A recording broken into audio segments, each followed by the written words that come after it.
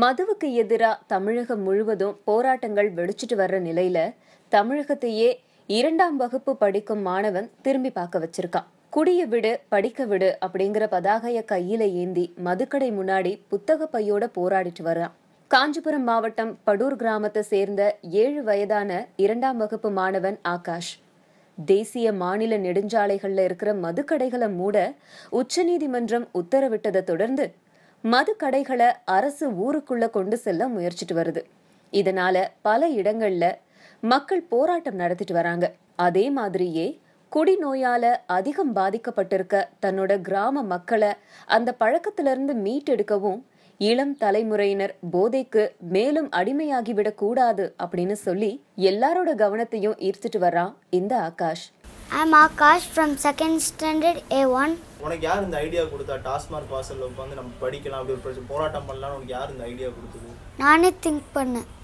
பெரியவங்கலாம் போனால் அரெஸ்ட் பண்ணிடுறாங்க அப்படி பண்ணுறாங்க. அதனால சின்ன பசங்க போனால் கொஞ்சம் ரெஸ்பெக்ட் கொடுக்குறாங்கன்னு போனேன். எப்படி போகிறதுக்கு உங்கள் வீட்டில் முதல்ல என்ன சொன்னாங்க? வீட்டில் கேட்டுட்டு போனியா நீனா போய் உட்காந்துட்டியா? என் டேடிக்கு போனதே தெரியாது. அவங்க கார்னரில் எங்கேயோ போனாங்க. நான் போயிட்டேன். நானும் ப்ரெஸ் எல்லாம் போயிட்டோம். அங்கே போய் கிட்ட போயிட்டேன். அப்புறம் போலீஸ் வந்து என்னை பிளாக் பண்ணிட்டாங்க.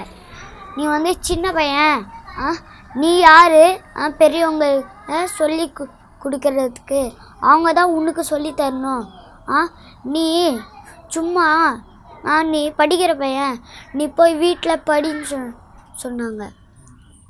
அவங்க நல்லாவே உள்ளே பண்ணல. அதனால அங்கேயே உட்காந்து நான் அங்கே படித்தேன். ரொம்ப பேட் வேர்ட்ஸில் திட்டினாங்க.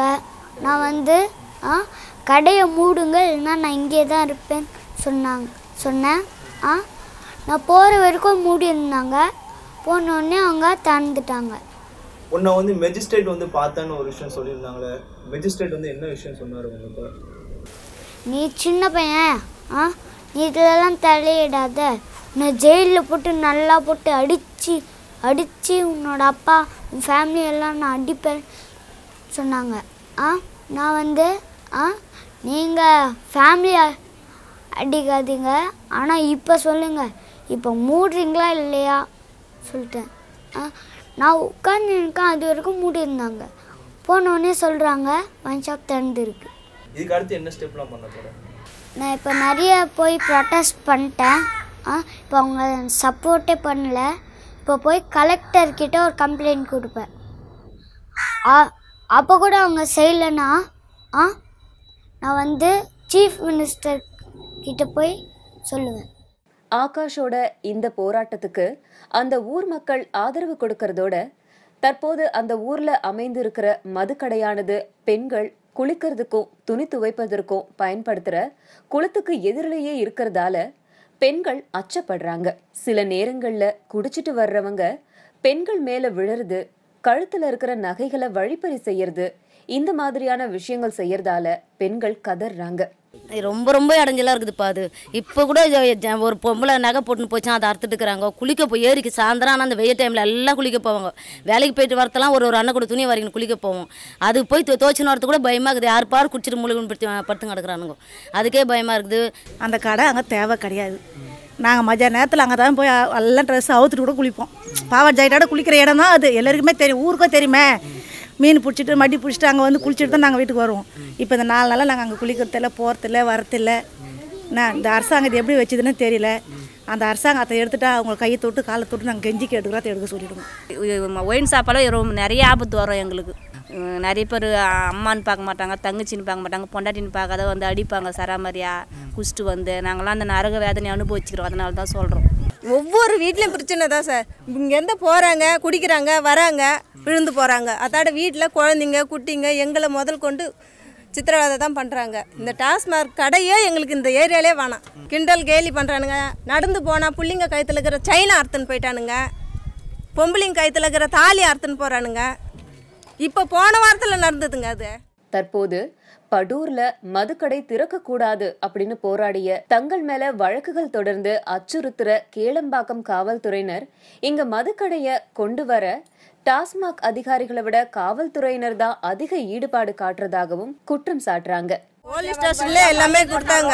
ஊர்ல பார் வந்தா அப்படிதான் நடக்கும்னு சொல்றாங்க. நாங்க என்ன பண்ண முடியும்? நாங்க எவ்வளவு போராட்டம் பண்றது? நாங்க எதனா போராட்டம் பண்ணா எங்களை தூக்கி போய் ஜெயில வைக்கிறேன்றாங்க. குடும்பத்தோட வந்து குழந்தைங்கன்னு கூட பார்க்கல. 15 வயசு பசங்களை இட்டுன்னு போய் ஸ்டேஷன்ல வச்சாங்க. இப்போ இந்த மதுக்கடை ஓப்பன் பண்ணுறதுடைய மிக முக்கிய பங்காளியாகவே வந்து கேளமக்கம் போலீஸ் ஸ்டேஷன் தான் இருக்குது. அந்த முயற்சியில் வந்து எங்கள் மேலே இந்த அறவழியில் போராடிட்டு இருந்த எங்கள் மேலே வந்து சூழ்ச்சி பண்ணி வழக்கு தொடர்ந்துட்டாங்க. வழக்கு தொடர்ந்துட்டு எல்லாருமே கிராமத்தில் வந்து மிகப்பெரிய அடக்குமுறை நடந்தது. அன்றைக்கி சனிக்கிழமை நினைக்கிறேன், சனிக்கிழமை இரவு வந்து மகளிர் மேலே அடக்குமுறை நடந்தது. எல்லாரும் வந்து கிராமத்தை விட்டு 500 பேர் வந்து மகளிர் ஆண்கள் பெண்கள் 500 பேர் வந்து வெளியேறினாங்க. வெளியேறினது மறுநாள் காலையில் பார்த்தீங்கன்னா 138 பேர் மேலே அந்த வழக்கு, அதாவது 62 மகளிர் உட்பட 138 மேலே வழக்கு. என்ன செய்வதுன்னு தெரியலன்னு வச்சுங்களேன். அது போலீஸ் உள்ளே வந்து பெரிய அளவில் வந்து ஸ்பீச், நீங்கள் வந்து உண்டினா குண்டாஸ் போட்டுருவோம், 6 மாதம் 7 மாதம் உள்ளத்துக்கு போட்டுருவோம், அந்த மாதிரிலாம் நிறைய இவெல்லாம் மக்கள் எல்லாம் பதுங்க தான் ஆரம்பித்தாங்க. அந்த நேரத்தில் ஆகாஷ் இவர் வந்து இதை கையில் எடுத்து அவர் போராட வந்தார். போராட வந்ததுக்கப்புறம் இது உலக வெளிச்சத்துக்கு வர ஆரம்பிச்சிது. வெளிச்சத்துக்கு வர ஆரம்பிச்சதுக்கப்புறம் இது எல்லா ஊடகங்கள் எல்லாமே இதை வந்து திரும்பி பார்க்க ஆரம்பிச்சது. அப்போ எங்களுக்கு ஒரு புத்துணர்வு வந்துச்சு. அதனால் இன்றைக்கி ஆகாஷோடு சேர்த்து நாங்களும் இதை போராட்டம் வந்து போராட புரிஞ்சிருக்கோம். பொதுவாக பள்ளி, கல்லூரி, வழிபாட்டு தலங்கள் இருக்கிற இடங்களுக்கு பக்கத்தில் மதுக்கடைகள் இருக்கக்கூடாது அப்படிங்கிறது சட்ட விதி. அதையும் மீறி அந்த குறிப்பிட்ட மதுக்கடை பள்ளி, கல்லூரி, கோயில், குளம் இதுக்கெல்லாம் மத்தியில் அமைஞ்சிருக்கு. மது விலக்குக்காக உயிர் விட்ட சசி பெருமாள் அவர்களையும் தொடர்ந்து மது ஒழிப்புக்காக போராடிட்டு வர்ற நந்தினி போன்றோர்களோட வழியில இன்னைக்கு இந்த ஆகாஷ், நாளைக்கு இன்னும் எத்தனையோ பேர் போராட வருவாங்க. அதுக்குள்ள அரசு விழித்து கொண்டு டாஸ்மாக முழுவதுமா மூடி மக்களை நல்வழிப்படுத்தணும். உலகமெங்கும் பரவி இருக்கும் தமிழ் நெஞ்சங்களே, உங்கள் பகுதிகளில் நடக்கும் நிகழ்வுகள், போராட்டங்கள், பிரச்சனைகள், அதிகாரிகளின் அலட்சியத்தால் புறக்கணிக்கப்பட்டுள்ள திட்டங்கள், லஞ்ச புகார்கள் மற்றும் சமூக அவலங்களை இந்த உலகிற்கு வெளிச்சம் போட்டு காட்ட விரும்புகிறீர்களா? உங்கள் செல்போன் மூலமோ அல்லது தங்களிடம் இருக்கும் கேமரா மூலமாகவோ பிரச்சனைகளை வீடியோவாக பதிவு செய்து எங்களுக்கு அனுப்புங்கள். உங்கள் பகுதி பிரச்சனைகளை உலகுக்கு வெளிச்சப்படுத்தி அப்பிரச்சனைகள் நீங்க வழி செய்வதுடன் உங்களுக்குரிய சன்மானத்தையும் வழங்குகிறோம்.